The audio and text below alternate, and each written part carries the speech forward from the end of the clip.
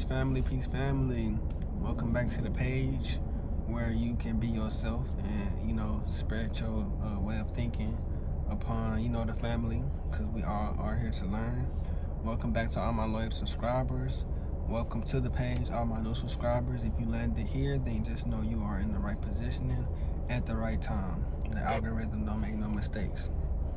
So, if this is your first time viewing me, basically, I feel like my job right now or my purpose right now is basically to help enlighten people on different perspectives and different way of thinking, just so that it can help them throughout the day and help them just throughout life in general. Because when we're all under one type of thinking, then we can all be persuaded into one lane. And I just want people to be able to spread their opinion and just give their honest, experience on what they've done, what they've seen, and all things like that. Because we are an open community, and I want to be a place where you can be open, share your thoughts, and don't feel like you're going to be judged by any outside things that usual, typical people, go by. Man, family, these forces is strong right now, these negative forces. Even though it's almost a full moon, that full moon does help amplify other people's, not negative, but, that energy that you don't want in your energy field. Because even today, I'm a pretty even-tempered person, so, like, the typical stuff that might upset the usual person, I just kind of let it flow by me, and I just don't let it really too much affect me too much. So with that being said, I was handling some business earlier today, and like I was at this Marriott hotel, and there's like a seating area and eating area, and I guess they had just got done with breakfast or something. So one of the people who I was with at the time, they wanted me to go sit by the charger plug and whatnot. So I go sit over there, and there's a lady cleaning this stuff, and she just was extra rude, just like, it was, like I said, around 9 o'clock. Matter of fact, it was around like 11 o'clock, 10 o'clock time. So it just like, lady, simmer down, it's too early for, so much negativity. Because she was explaining to me, it's other seating areas, and I'm just like, what's wrong with this one though at the same time? And it's just like, okay, if you don't want me sitting over here, then just let me know, because you could just say that instead of, being rude. Because I seen they was cleaning up the area and stuff, so I was just like, do you want me to go sit somewhere? So why you clean? Because I noticed y'all cleaning and stuff. Because they weren't cleaning until I sat over there, then all of a sudden everybody trying to clean and stuff. But yeah, basically once that happened, like, I just went about my business, like I said. But she was trying to get into like a back and forth debate, and I'm just like, no, have a good day, man. Like, I'm gonna go sit somewhere else, like, simple as that. Because, people, they just ready to throw their energy on you and throw, not problems, but their, the things that they dealing with, they will throw it on you, and then you will be in a place to where you now have to react. And that's when you have to have your self-control at top tier. Because, like, if you don't have your self-control, you can look like a crazy person in these certain establishments, and that's what they be wanting. They want you to, they think a lot of people just go based on your stereotype before they even know you. Like, people gonna stereotype you even though we don't like that to happen. They gonna stereotype you off the first sight of just seeing you. Like, okay, he is a brown skinned person, so he might act a little, absurd or act out of character. I think people want to prove themselves right, even if it comes to account of hurting you and your whole culture. So you just gotta stay even-tempered and don't let anyone make you step outside of yourself just so they can prove their point to their coworkers and go laugh about it later. No, we not doing that 2023. Like, we not. So definitely, like I said, watch your energy, family, because people definitely they know that this full moon energy about to come in. It's gonna be the best time for you to be able to manifest and get the things that you want. But if your spirit not right, if your energy is off, then those certain type of energies that you want to lock in they will overlook you, because you're not locked into a certain state. So with that being said, I gotta open it up with a little little story time, you know. But yeah, family, I think a lot of this stuff that they have given us, certain perspectives, modern day perspectives, because perspectives have changed over time. Like, we used to think we were surrounded by, you know, surrounded by water, like, as far as like we was at the center of everything, and then water was surrounded by us. A lot of people back during the Greek time and things like that, you know, beginning of their civilization. Yeah, my fault, family. Somebody calling me. Like, I told you, these messages, people is trying to block these messages right now. But basically, the Greeks and basically, family, my thing messed up again. But basically, the Greeks and the Romans, they basically, a lot of people during their time thought that the world that they were living in was surrounded by water. And this was basically, even though, like I was saying yesterday when I was reading the book and whatnot, Herodotus, he definitely was not one of those people who thought that. He more so thought that they definitely knew that there was water, you know, in certain areas, but the fact, he just wasn't one of them type of people who thought that the whole world was surrounded by water, you know, in a sense. But then as I was reading and going more along, they seemed to think that, like, it's rings.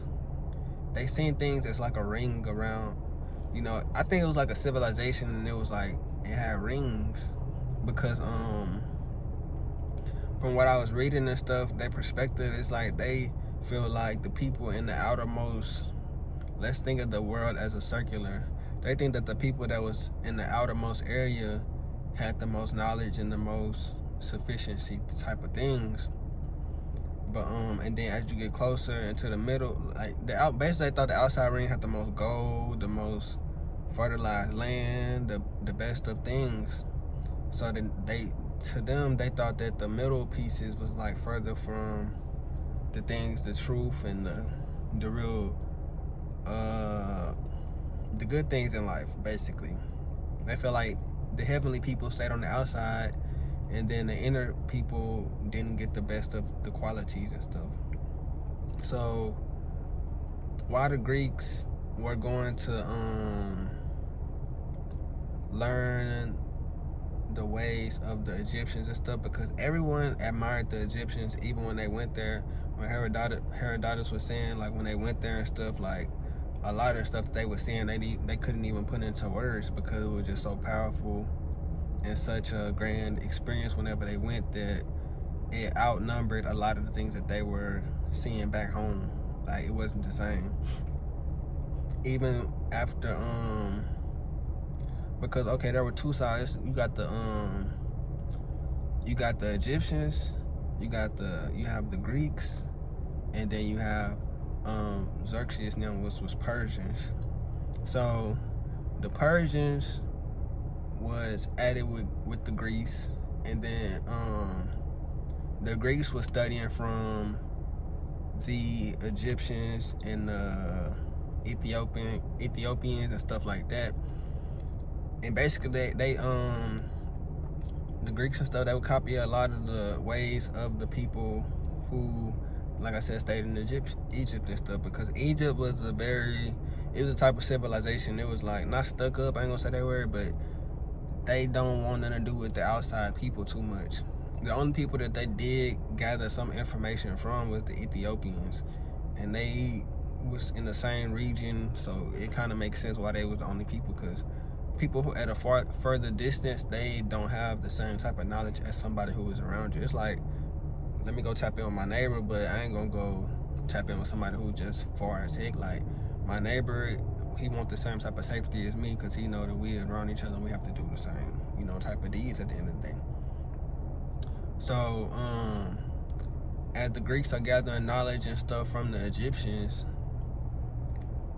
they come across, you know, just different beliefs and stuff. Okay, so Xerxes, in the well, I ain't gonna say Xerxes specifically because it was like four different major leaders, sons and fathers and sons throughout. Because you had Darius, you had different type of guys on the Persian side. So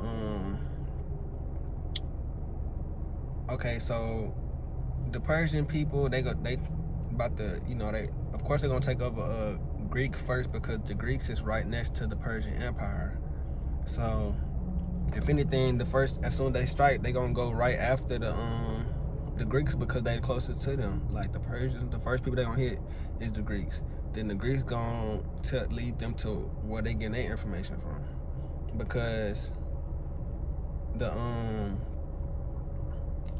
Herodotus was one of the people who was able to go from this land to that land to that land and get all the culture from each civilization to be able to write these stories and write these novels that he was writing.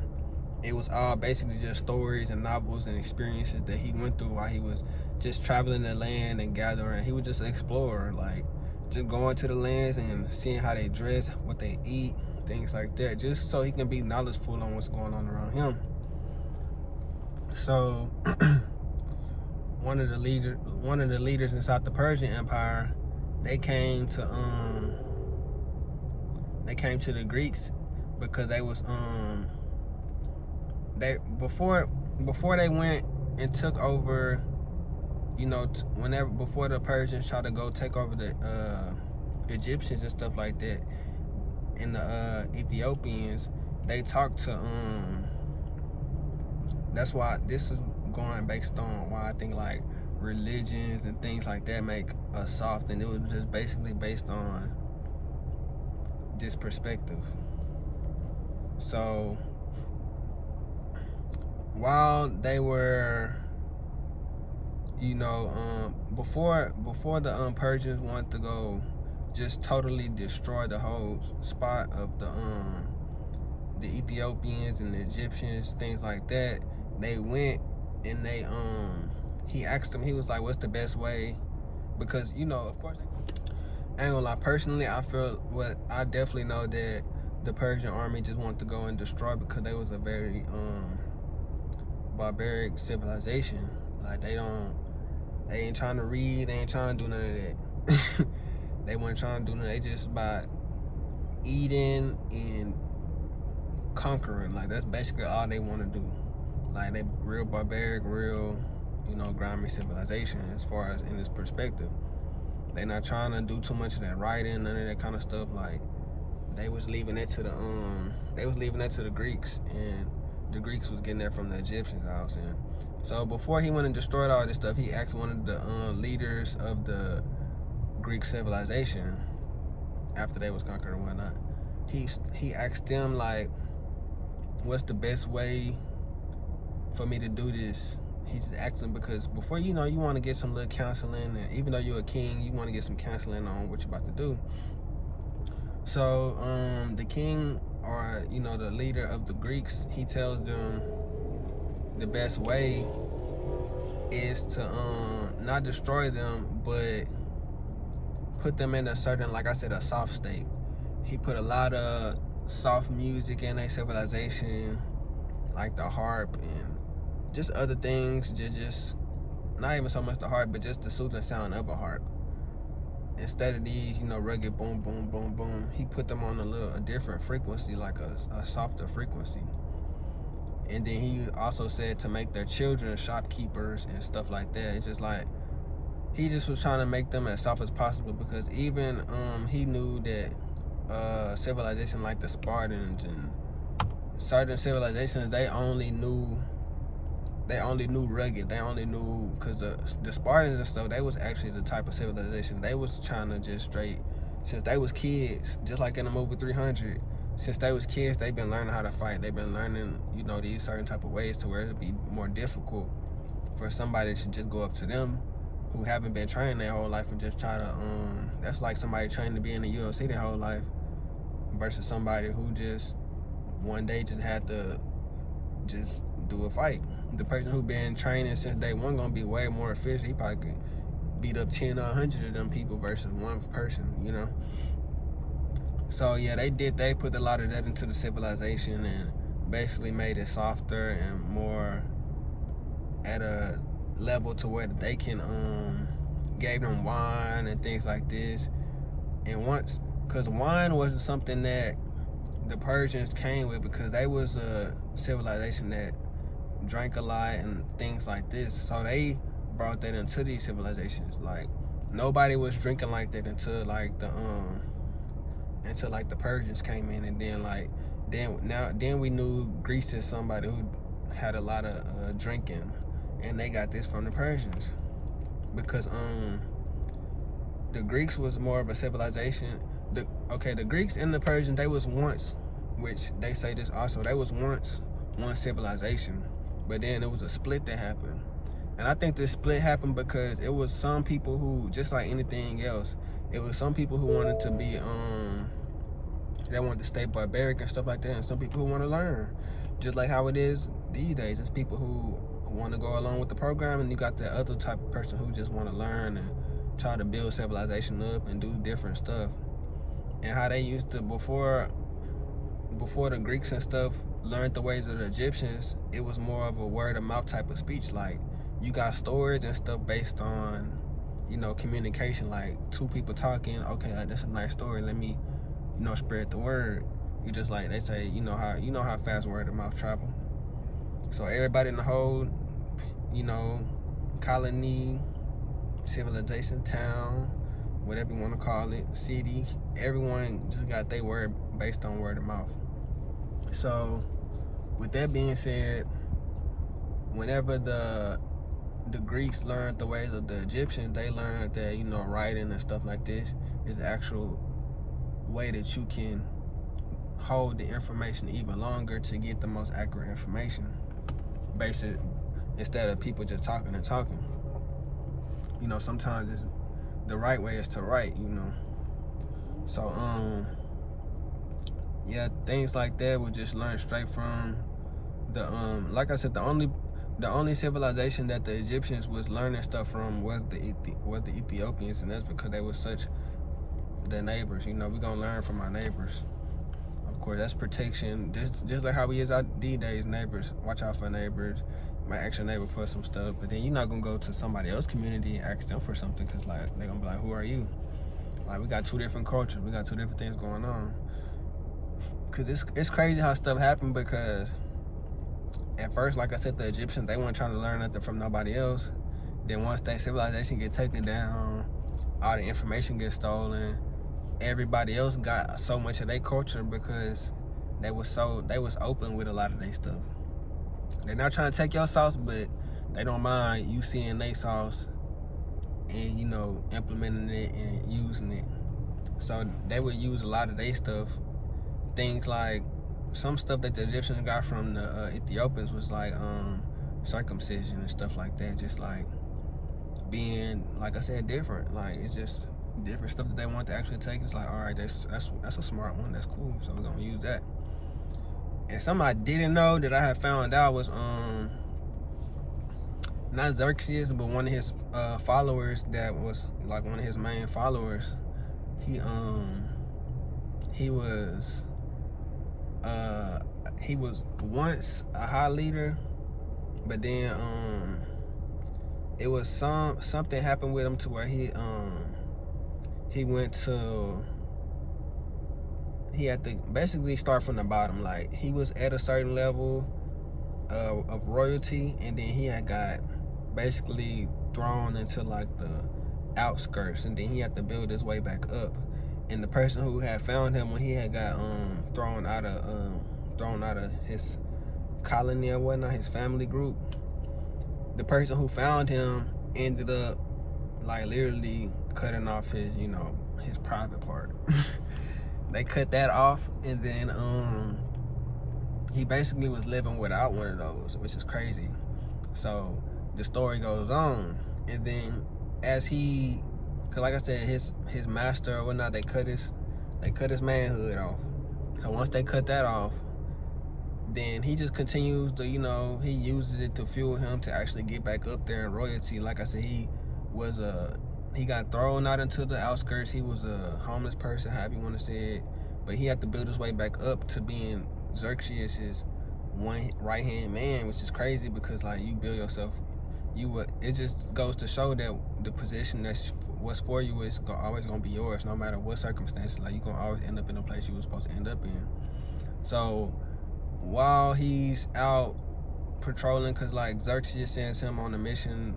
This like when the war first started with not first started, but this was like one of the wars when they were finna go fight, if not Greece or something like that. It was like one of those type of empires that was over there, the Spartans. It was somebody that was finna go fight. So Xerxes actually sends his family back home with the guy who like his right hand man. So while he on the way back to the nation that they from, the Persian Empire, of course. Once he on the way back to that empire, he end up bumping into the guy who castrated him. Like he run into him. So when he run into him, he just like, all right, man, I forgive you for everything that you did. You made me the person I am today. Like, thank you, type stuff.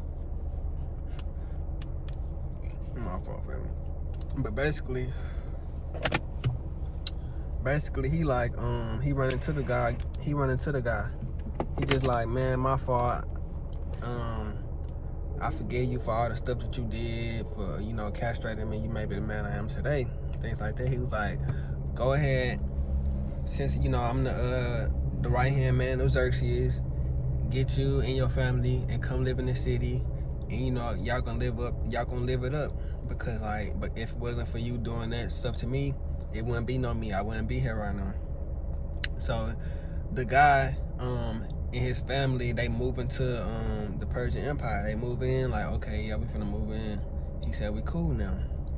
So they move in, and then guess what? You know, it didn't go as planned. The guy who castrated him, like he moved him and his family into the Persian Empire and stuff like that. And then when they do move in, he had like, I think 3 sons.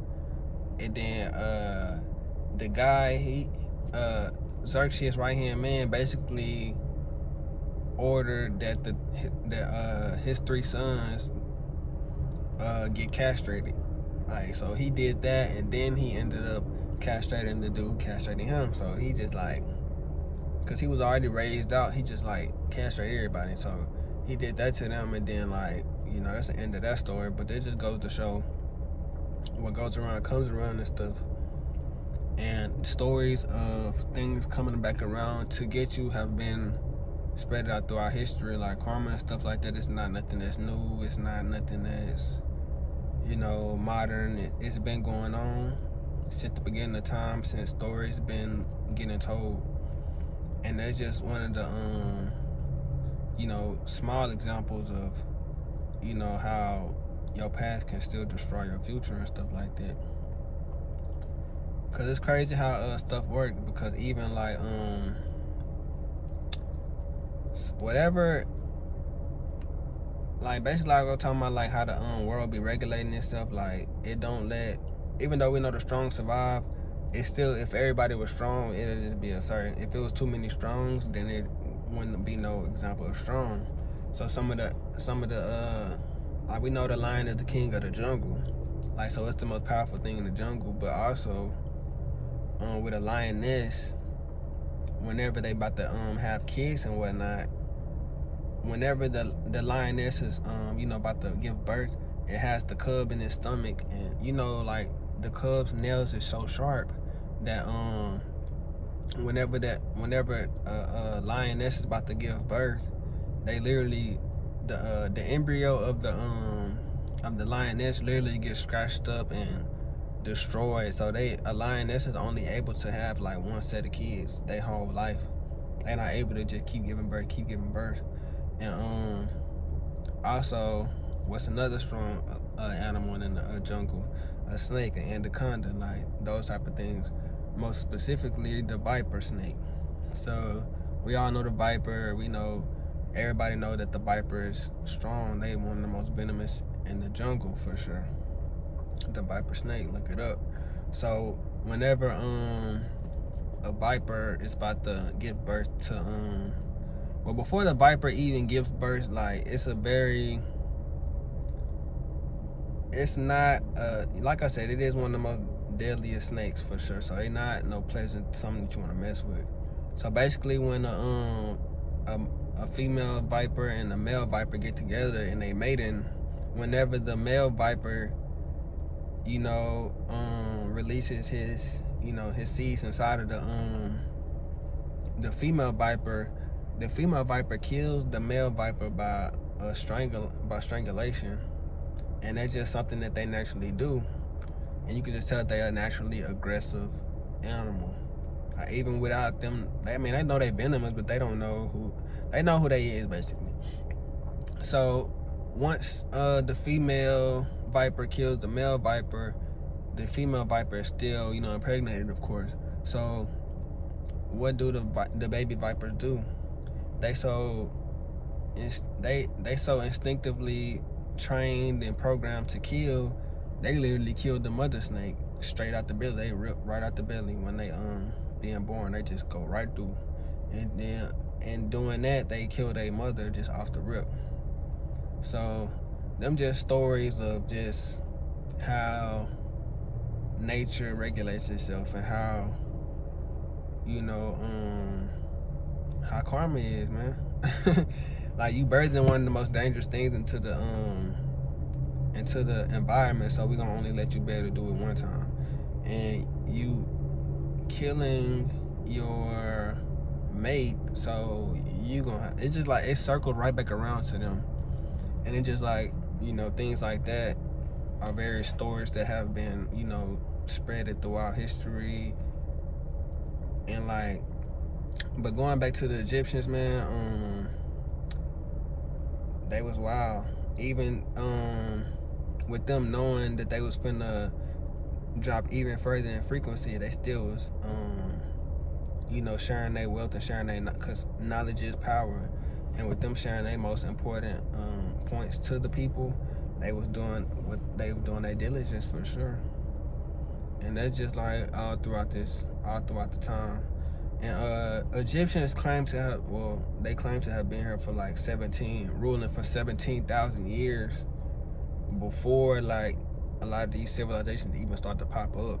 So 17,000 years versus somebody who's been ruling for 500 years, like, that's a big comparison. Like, I see why the Egyptians was like, what, not so much on some arrogant stuff, like, what can y'all teach me? But like, we've been ruling for 17,000 years. Like, my dad's dad, we have so many generations of doing this. It's like, what do we have to go to the outskirts of civilizations that just been here 100, 200, 300 years and try to learn something from them when they ain't even been ruling as long? Like, it wouldn't even make sense. But yeah, with that being said, family, we gonna continue to dive in, continue to get the insight on,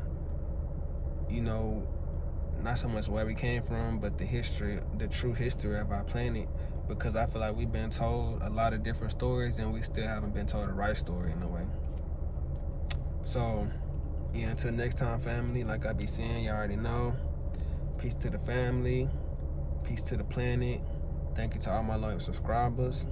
And if you made it this far, drop a comment saying waffle. But yeah, like, until next time, family, thank you to all my high vibrational people. Keep vibing high, keep spreading your knowledge, and keep helping raise the frequency of the planet. All the low vibrational people, continue to raise your vibration so you can come up in dimensions and be part of this wonderful perspective that we have. And yeah, like I said, I appreciate y'all all for the likes, comments, subscribes. Like, keep them subscribes coming in, keep the likes coming in. I'm gonna keep dropping, and we're gonna keep on going up, up, and up. And like I said, thank you to all the new subscribers. Hey, welcome to the family. Ashe. Peace to the planet. Peace to all my people. Ashe, ashe, ashe. Peace.